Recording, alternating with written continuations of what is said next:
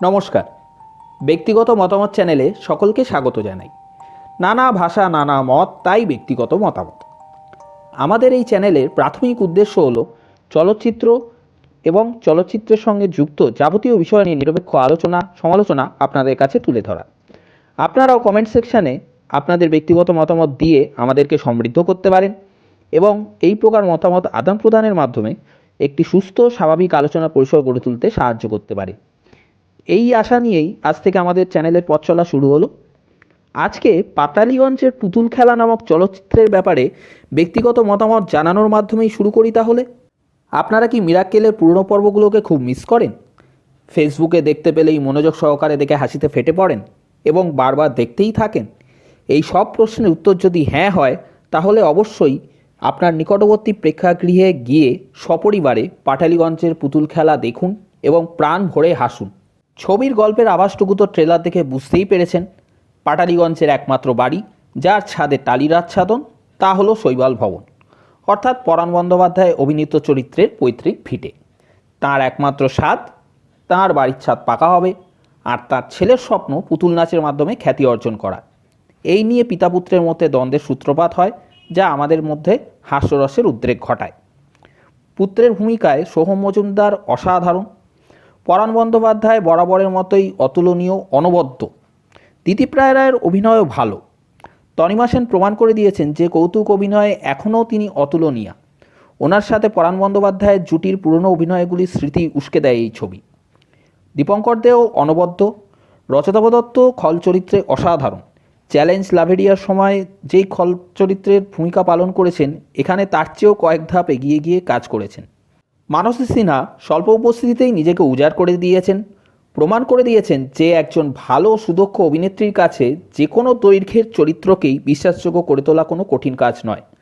প্রয়াত অভিনেতা সৌমিত্র চট্টোপাধ্যায় যেমন বলেছিলেন, কাহানি এবং ভূতের ভবিষ্যৎ দেখার পর যে বাণিজ্যিক ছবি হলে এরকমই হওয়া উচিত। বহুরূপীর পর বাণিজ্যিক ছবি হিসেবে পাটালিগঞ্জকে গণ্য করা যেতেই পারে।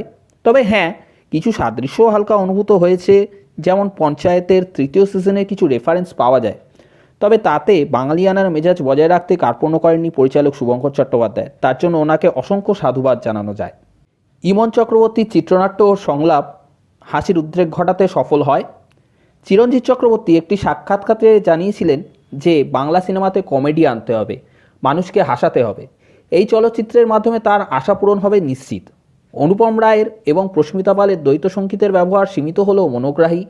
চিত্রগ্রাহক গোপী ভগত পরিচালকের প্রয়োজন অনুযায়ী যত্ন সহকারে তাঁর ভূমিকা পালন করেছেন। মনেই হয়নি যে এই একই ব্যক্তি বেলা শেষের মতো অন্যতম সফল চলচ্চিত্রের চিত্রগ্রাহক ছিলেন। কুর্নিশ ওনাকেও।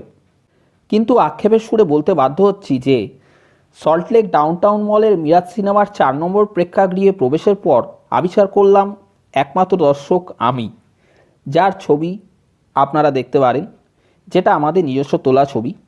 পরবর্তী সময়ে আরও 3 জন দর্শক এসে উপস্থিত হন এবং যথেষ্ট উপভোগ করেন।